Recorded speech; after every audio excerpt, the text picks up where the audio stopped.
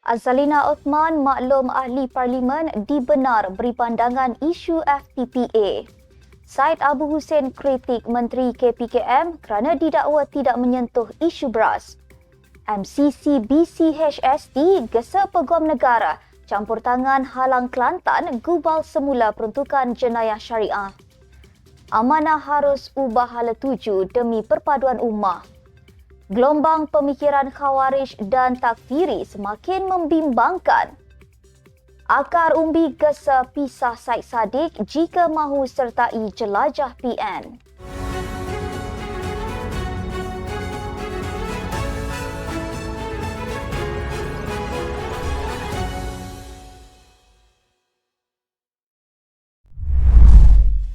Bismillahirrahmanirrahim. Assalamualaikum warahmatullahi wabarakatuh. Salam Malaysia Madani. Bersama saya Asma Ismail dalam Netstep News edisi pagi 15 Mac 2024 bersamaan 4 Ramadan 1445 Hijrah. Sebelum itu jangan lupa untuk subscribe YouTube Netstep TV dan follow Facebook Netstep Malaysia.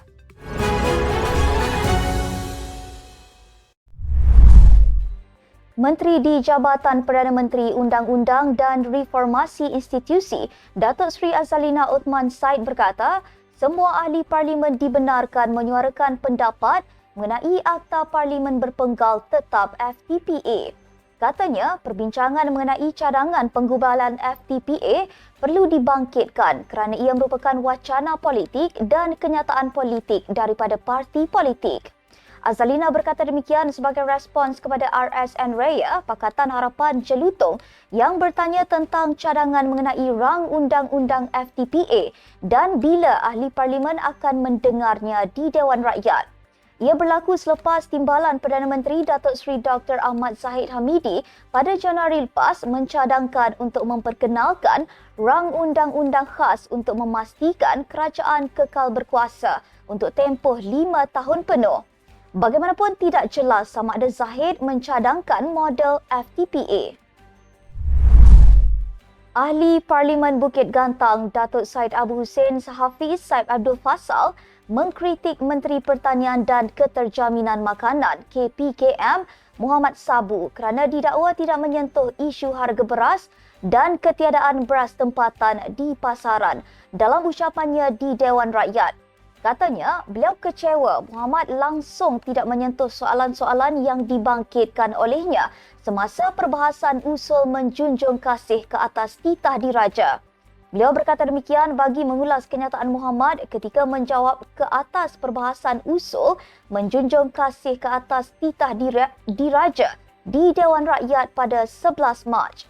Dalam ucapan pada 7 Mac, Syed Abu Hussein mempersoalkan keputusan KPKM mengadakan UP Bersatu Beras Putih Tempatan UP BPT yang bersetuju memberi kuasa di bawah Akta 522 kepada agensi penguatkuasaan bagi menjalankan pemeriksaan ke atas isu harga beras, khususnya dakwaan ketiadaan beras tempatan di pasaran. Dalam ucapan itu, beliau meminta membentangkan keberkesanan penguatkuasaan yang telah dilakukan. Majlis Perundingan Agama Buddha, Kristian, Hindu, Sikh dan Taoism Malaysia MCC BCHST menggesa Peguam Negara AG campur tangan terhadap langkah Kelantan untuk menggubal semula peruntukan jenayah syariah yang dibatalkan oleh Mahkamah Persekutuan. Menurut satu kenyataan, sebagai pelindung terhadap kepentingan awam, kedaulatan undang-undang dan perlembagaan persekutuan, AG harus bertindak kerana penggubalan semula peruntukan itu akan menjadi ancaman serius terhadap demokrasi dan menggugat kestabilan negara. Semua pihak patut bertindak demi kepentingan negara dan menegakkan demokrasi berperlembagaan. Dewan Undangan Negeri Kelantan awal bulan ini menerima usul untuk menggubal semula 16 perkara dalam enakmen Kanun Jenayah Syariah _1 2019 yang dibatalkan mahkamah kerana melebihi bidang kuasanya. Pada 9 Februari lalu, Mahkamah Persekutuan membuat keputusan 8-1 untuk membenarkan petisyen peguam dari Kelantan, Nik Elin Zurina Nik Abdul Rashid dan anaknya, Tengku Yasmin Natasha Tengku Abdul Rahman untuk membatalkan 16 daripada 18 peruntukan dalam enakmen tersebut. Mursyidul Ampas Datuk Hashim Jasin berkata, Amanah harus mengubah hala tujunya dan tidak lagi menolak kerjasama perpaduan ummah di bawah Muafakat Nasional MN. Katanya, perjuangan itu harus berkiblatkan kepada perjuangan nasib Melayu dan Islam yang didakwanya semakin ditelan. Bagaimanapun, bekas adun Sanglang itu tidak menjelaskan lebih lanjut mengenai dakwaannya berhubung tekanan terhadap Melayu Islam terbabit. Beliau mengulas kenyataan Naib Presiden Amanah Mahfuz Omar yang menegaskan parti itu tidak akan menyertai MN kerana enggan menjatuhkan kerajaan seperti dilakukan komponen itu terhadap PH merujuk kepada langkah Sheraton pada tahun 2020. Mahfuz dilaporkan berkata, kerjasama itu juga tidak perlu kerana PAS antara pelopor MN yang menolak muafakat perpaduan bagi membentuk pentadbiran Putrajaya selepas PRU 15.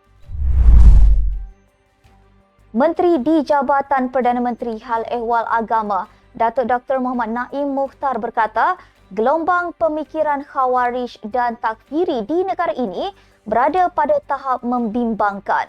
Sehubungan itu, kerajaan mengambil pendekatan untuk memastikan segala usaha dan program diadakan dapat membendung gelombang pemikiran itu. Beliau berkata demikian ketika menggulung perbahasan usul menjunjung kasih titah diraja di Dewan Rakyat. Pemikiran Khawarij ialah menjatuhkan mana-mana pemerintah yang dilabelkan salim, manakala Takfiri merujuk kepada sikap seseorang yang mudah menuduh orang lain keluar daripada Islam. Muhammad Naim berkata kerajaan juga akan memastikan ajaran ahli sunnah wal jamaah benar-benar bertapak dan difahami masyarakat Islam. Dan sekiranya didapati pendakwa menimbulkan isu-isu yang mengelirukan masyarakat dan memecah belahkan perpaduan, pendakwa terbabit akan dipanggil untuk diberi peringatan oleh Jabatan Mufti dan pihak berkuasa agama boleh mengambil tindakan dengan menarik semula tauliah mengajar sekiranya gagal mematuhi peraturan yang ditetapkan. Seorang ahli akar umbi muda berpendapat parti itu harus berpisah dengan pengasasnya Syed Saddiq Syed Abdul Rahman jika ahli Parlimen Muar berkenaan memutuskan menyertai jelajah bersama Perikatan Nasional PN ke seluruh negara. Daniel Jaffrey dari Muda Kuantan berkata, parti itu telah menjadi kuasa ketiga selepas Syed Saddiq mengumumkan keluar dari blok kerajaan pada September tahun lalu. Menurutnya, menyertai jelajah seperti diumumkan pengerusi PN Tan Sri Muhyiddin Yassin itu bermaksud bekas Menteri Belia dan Sukan berkenaan terperangkap dengan kaedah lama. Sabtu lalu, Muhyiddin mengumumkan perancangan PN mengadakan siri jelajah ke seluruh negara bersama Syed Saddiq bagi memberi penerangan berhubung isu-isu semasa dihadapi rakyat bermula selepas Aidilfitri. Semalam, pemangku Presiden Muda Amira Aisyah Abdul Aziz mendakwa beliau serta Syed Saddiq terkejut dengan pengumuman Muhyiddin itu dan menjelaskan pimpinan akan bertemu dengan bekas menteri terbabit untuk membincangkan isu terbabit. Tegasnya, Muda tidak boleh dikaitkan secara eksklusif dengan Syed Saddiq yang melepaskan jawatan Presiden pada 9 November tahun lalu sehingga proses undang-undang membabitkan dirinya selesai. Sekian untuk edisi pagi ini. Ikuti perkembangan semasa isu-isu panas politik Malaysia setiap hari hanya di Natstab News. Jangan lupa untuk follow Facebook Natstab Malaysia dan subscribe YouTube Natstab TV. Natstab Malaysia menjangkau informasi mengorak inspirasi. Saya Asma Ismail. Assalamualaikum dan salam sejahtera.